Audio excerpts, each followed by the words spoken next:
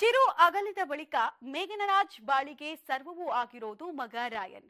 ಈಗ ರಾಯನ್ ಕೂಡ ಬೆಳೀತಾ ಇದ್ದಾನೆ. ಒಂಟಿಯಾಗಿ ಜೀವನ ಕಳೆಯುವ ಸ್ಥಿತಿಯನ್ನ ವಿಧಿ ಮೇಘನ ಪಾಲಿಗೆ ಬರ್ತಿದೆ. ಇಂತಹ ಸಂದರ್ಭದಲ್ಲೇ ಹಲವು ಬಾರಿ ಮೇಘನ ಮೇಲೆ ಇನ್ನೊಂದು ಮದುವೆಯ ಪ್ರಶ್ನೆ ಎದುರಾಗ್ತಾನೆ ಇದೆ.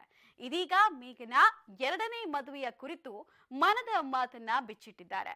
ಭವಿಷ್ಯದಲ್ಲಿ ಕಾಲ ಕೂಡಿ ಬಂದು ಮದುವೆ ಆಗೋದಾದ್ರೆ ಯಾರ ಒಪ್ಪಿಗೆಯನ್ನ ಮೇಘನ ಅವರು ನಿರೀಕ್ಷೆ ಮಾಡ್ತಿದ್ದಾರೆ? ಯಾರು ನಿಂತು ಮದುವೆ ಮಾಡಿಸಲಿದ್ದಾರೆ? ಮೇಘನ ಮನದ ಮಾತುಗಳು ಇದೀಗ ನಿಮ್ಮ ಮುಂದೆ. ಅವರು ಒಪ್ಪಿದ್ರೆ ಮದುವೆ ಆಗುವೆ. ಮೇಘನಾ ರಾಜ್ ಮನದ ಮಾತು. ಭವಿಷ್ಯದಲ್ಲಿ ಮಹಾ ಬದಲಾವಣೆ. ಮೇಘನಾಗೆ ವಿಧಿ ತಂದ ಆಪತ್ತು. ವಿಧಿಯಾಟದ ಮುಂದೆ ನಮ್ಮಾಟ ನಡೆಯೋದಿಲ್ಲ ಅನ್ನೋದಕ್ಕೆ ಕಣ್ಮುಂದಿನ ಸ್ಪಷ್ಟ ಉದಾಹರಣೆಯೇ ಮೇಘನಾ ರಾಜ್ ಬದುಕು. 5ನೇ ತಿಂಗಳು ಗರ್ಭಿಣಿಯಾಗಿದ್ದಾಗ ಬಹು ವರ್ಷಗಳ ಕಾಲ ಪ್ರೀತಿಸಿ ಜೀವಕ್ಕೆ ಜೀವವಾಗಿದ್ದ ಪತಿಯನ್ನ ಕಳೆದುಕೊಂಡ್ರು ಮೇಘನಾ. ಸುಮಾರು 5 ವರ್ಷಗಳಿಂದ ನೋವನ್ನೇ ಆಲಂಗಿಸಿಕೊಂಡು ಬದುಕ್ತಾ ಇರುವ ಮೇಘನಾ ವಿಧಿಯ ಅಟ್ಟಹಾಸಕ್ಕೆ ಶರಣಾಗಿ ಕುಳಿತು ಬಿಟ್ರು.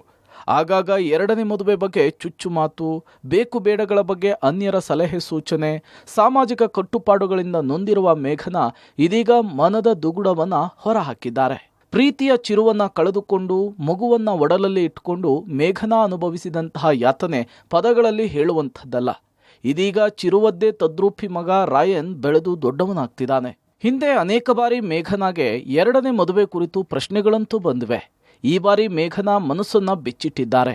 ಎರಡನೇ ಮದುವೆ ಕುರಿತು ಸುದೀರ್ಘವಾಗಿ ಅನಿಸಿಕೆಯನ್ನ ಹಂಚಿಕೊಂಡಿದ್ದಾರೆ. ಭವಿಷ್ಯ ಹೀಗೆ ಇರುತ್ತೆ ಅಂತ ಯಾರೂ ಊಹಿಸಲಾಗದು. ಅದಕ್ಕೆ ಮೇಘನಾ ಜೀವನವೇ ಸಾಕ್ಷಿ. ಅನಿರೀಕ್ಷತೆಗಳು ಯಾವ ತಿರುವಲ್ಲಾದರೂ ಕೂಡ ಘಟಿಸಬಹುದು. ಅದಕ್ಕೆ ಕಾಲ ಕೂಡಿ ಬರಬೇಕು. ಹೀಗಾಗಿ ಇಷ್ಟು ದಿನ ಮದುವೆ ಕುರಿತಾಗಿದ್ದಂತಹ ಅಂತೆಕಂತೆಗಳಿಗೆ ಮೇಘನಾ ಸ್ಪಷ್ಟೀಕರಣ ಕೊಟ್ಟಿದ್ದಾರೆ. ಮದುವೆ ಆಗೋದೇ ಆದ್ರೆ ಅದು ಚಿರು ಒಪ್ಪಿಗೆಯಿಂದಲೇ ಆಗಬೇಕಾಗಿದೆ ಅನ್ನೋದು ಮೇಘನಾ ದೃಢ ನಂಬಿಕೆ. ಅಸಲಿಗೆ ಮೇಘನಾ ಬದುಕನ್ನ ನಿಯಂತ್ರಿಸುವ ಹಕ್ಕು ಸಾಮಾನ್ಯರಿಗಿಲ್ಲ. ಹಿಂದೆಲ್ಲ ಮೇಘನಾ ಎರಡನೇ ಮದುವೆ ಬಗ್ಗೆ ಇಲ್ಲಸಲ್ಲದ ವದಂತಿಗಳು ಬಂದರೂ ಮೇಘನಾ ದಿಟ್ಟತನದಿಂದಲೇ ಉತ್ತರಿಸುತ್ತಾ ಬಂದಿದ್ರು.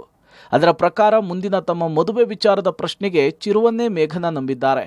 ಒಟ್ನಲ್ಲಿ ಕಾಲ ಹೇಗೆ ಬರುತ್ತೋ ಹಾಗಿರೋದು ಮೇಘನಾ ನಂಬಿಕೆ.